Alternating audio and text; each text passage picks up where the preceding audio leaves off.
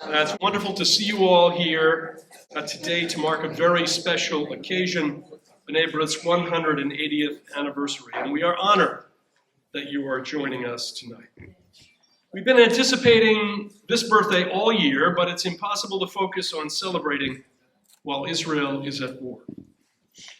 It's been 6 days since Hamas unleashed a murderous, barbaric war on Israel. The death toll climbs. Jews, including babies, children, teens, mothers, grandmothers, grandfathers, and soldiers, were slaughtered seemingly gleefully by a bloodthirsty Hamas. Some 150 hostages have been scurried back to Gaza, including a cousin of mine, 35 years old, the father of two, with one baby on the way, the great-grandson of the only survivor of her family in Lithuania, and the nephew of a sergeant who lost his life in battle on the Golan Heights on the third day of the Yom Kippur War. The hostages include children to be used as shields, human shields, as bargaining pieces, and as too many things too horrible to think. As we gather now in the Consulate General of Germany, we offer our deepest prayers for German-Israeli Shani Luke, a woman who was at a peaceful music and dance festival when Hamas terrorists overran it. She was abducted, and later she was paraded in Gaza by Hamas terrorists in sickening images most of us have seen. At this time, we know other Germans have been killed and taken hostage. In addition, we acknowledge other foreigners who have been killed, injured, or taken hostage, including citizens from Thailand, Nepal, France, Argentina, Russia, Ukraine, the United Kingdom, Canada, Cambodia, Philippines, Chile, Peru, Austria, Brazil, Italy, Paraguay, Sri Lanka, Tanzania, Mexico, Colombia, Ireland, and the United States. We extend a sincere thank you to Chancellor Scholz for pledging German military aid for Israel, and we are grateful for his outreach to Israeli Prime Minister Netanyahu to offer help in treating wounded Israelis.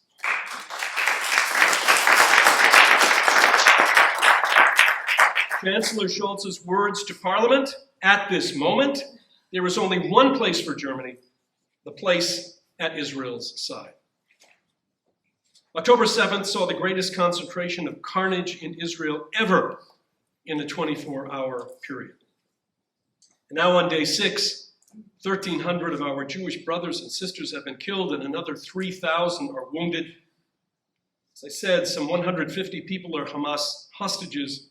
Millions are sheltering from the barrage of Hamas rocket fire. This savage Hamas attack is being described as Israel's Pearl Harbor, its second Yom Kippur War, its September 11th. Perhaps it's all three. 75 years after the founding of the world's only Jewish state, Israel's existence is threatened as never before. B'nai B'rith, which has had a presence in pre-state Israel since 1888, immediately opened its emergency fund, Israel Emergency Fund, after the Hamas terror began last weekend. We are working directly with our friend and colleague, Alan Schneider, the director of the B'nai B'rith World Center in Jerusalem, to assess needs on the ground. We're also working across governments and at the United Nations to secure support for the Jewish state. Though Israel has had significant public calls of sympathy in the first days of the Hamas attack, with public support on social media, via statements, and even with seats of government literally lit up with Israeli flags in Israel's blue and white colors. Predictably, that has changed already in some places, replaced with calls for Israeli restraint.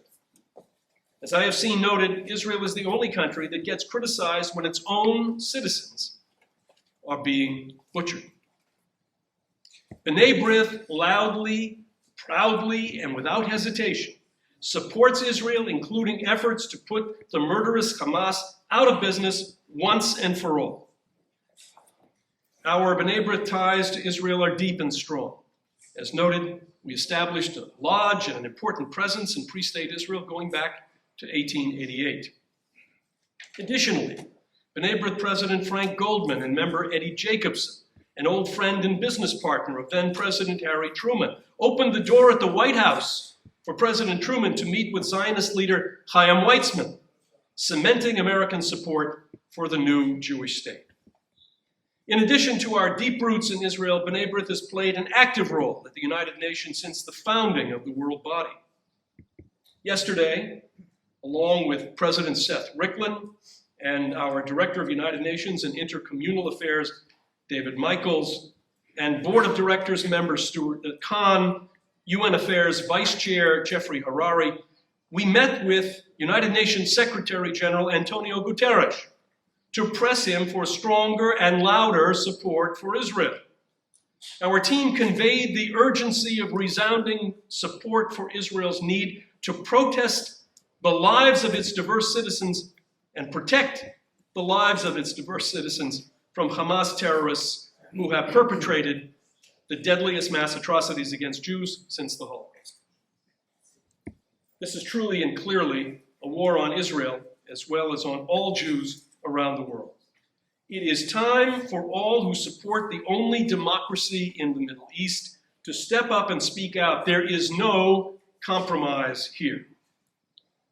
Of course, we cannot entirely push from our minds the war being waged against Israel right now, but at least for a few moments, we would like to turn our attention to the original reason we plan to have this gathering tonight, our 180 years of service to the world. And though we are grieving, we hope coming together to acknowledge something good can help heal our hearts even a little bit. Welcome, Ambassador.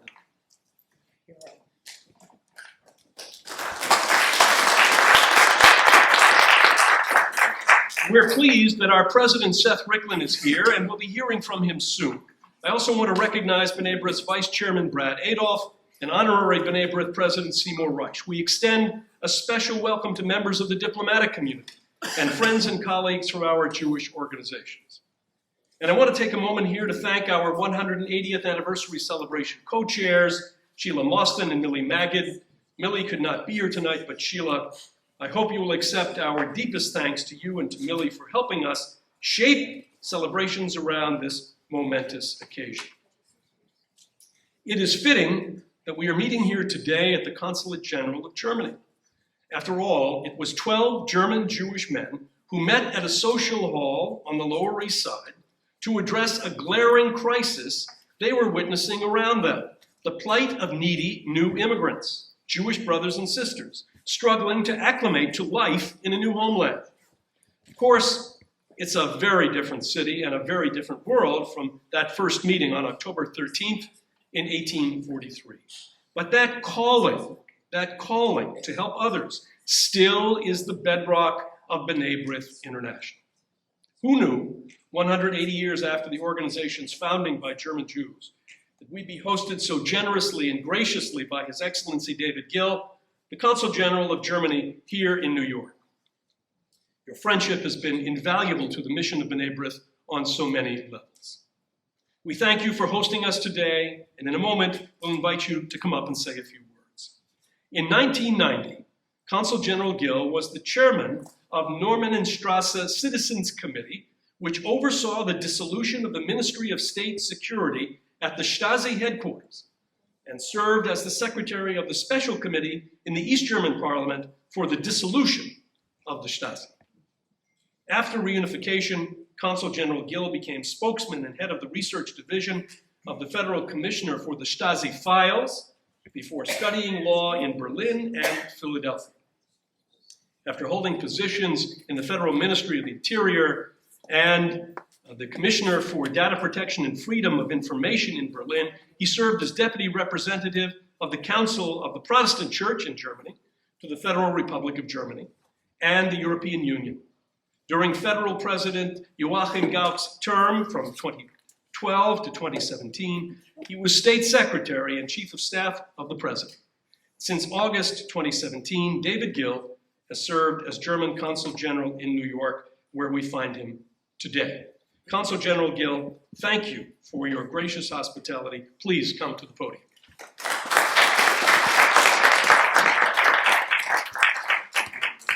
Thank you, Dan, and thank you for your strong words. Guten Abend, meine sehr geehrten Damen und Herren, herzlich willkommen im Deutschen Haus. Good evening, ladies and gentlemen, honored guests, excellencies, dignitaries, friends of B'nai B'rith, a very warm welcome to the German House. For several years, as you have heard, I have had the honor to represent my country in New York, and it has been a great privilege and a true delight to become close with the Jewish community here and the organizations that work for its uplift. Among them, B'nai B'rith is a particular dear partner. It is my pleasure to congratulate B'nai B'rith on the occasion of its 180th anniversary. I'm happy, proud, and grateful that you chose to celebrate this anniversary here at the Consulate General of Germany, and that I and my colleagues can be part of this celebration. But the day of celebration is darkened by what happens in Israel in these hours, these days. And so I cannot in good conscience address you all without expressing my deepest condolences to the victims of Hamas' barbaric attack against Israel and its people. Germany shares your pain, your grief, your consternation about the inhumane brutality. Some of the victims are citizens of Israel as well as of my home country. You have heard it. And I strongly affirm Germany's unending solidarity with Israel and the Jewish people. It was in this vein that Chancellor Olaf Scholz, in his government statement this morning at the Bundestag, our parliament, invoked Germany's historical responsibility when he offered far-reaching support to Israel to defend itself and fighting back its enemies. And he promised to crack down on support for the terrorist organization Hamas in Germany.